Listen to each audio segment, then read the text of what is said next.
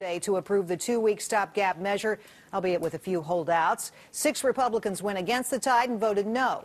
Congressman Louie Gohmert is a Republican from Texas who is also a member of the Tea Party caucus. He voted no. Welcome to the show.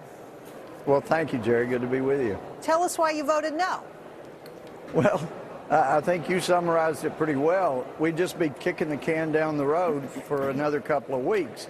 And I know that we had people in our party who were saying, look, the most important thing here is to be united. No, it isn't. The most important thing is we stand up for what's right. We had more debate on a bill than has been had in the last 4 years in the House of Representatives over these cuts.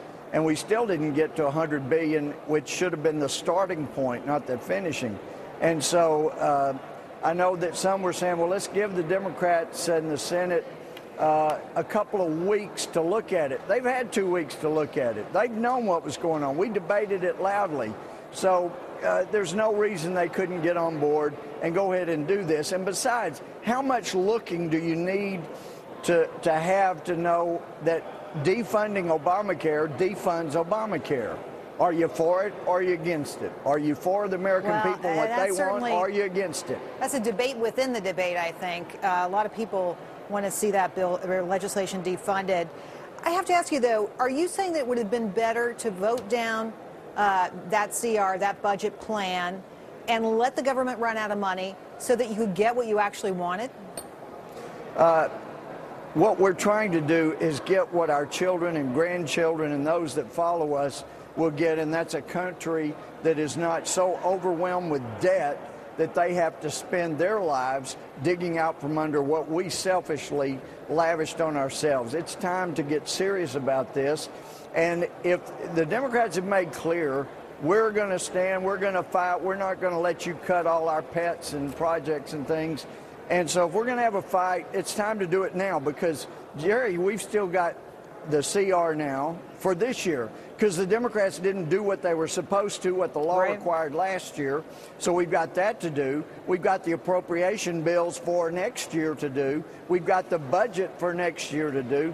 We've got all these things to do because the last Congress didn't do them. And these things are going to get backed up one onto the other. It's going to be confusing to the public to be talking about this year and next year at the same time. We need to go ahead and have this fight. And those of us that are going to stand with the American people and the children of the future on one side, and those that are so self-centered that they can't take care of the future on the other side. Let me tell you, the steps are pretty simple. Just yesterday we had the GAO report, which, outlined very specifically billions of dollars that could be cut. Why aren't you going after that? Well, that's one of the things we've talked about today.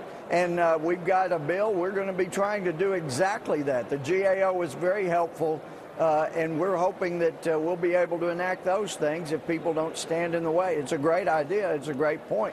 And I was thrilled to see that report come out. That's more ammunition, more things we need to be doing. All right, a quick follow-up question here. Sure. 2 weeks from now, are you and I going to be having the same question or conversation, or is the government going to be running out of money? Are we going to be in a situation where services are shut down? Jerry, as the poet says, there's a hope that springs eternal in the human breast.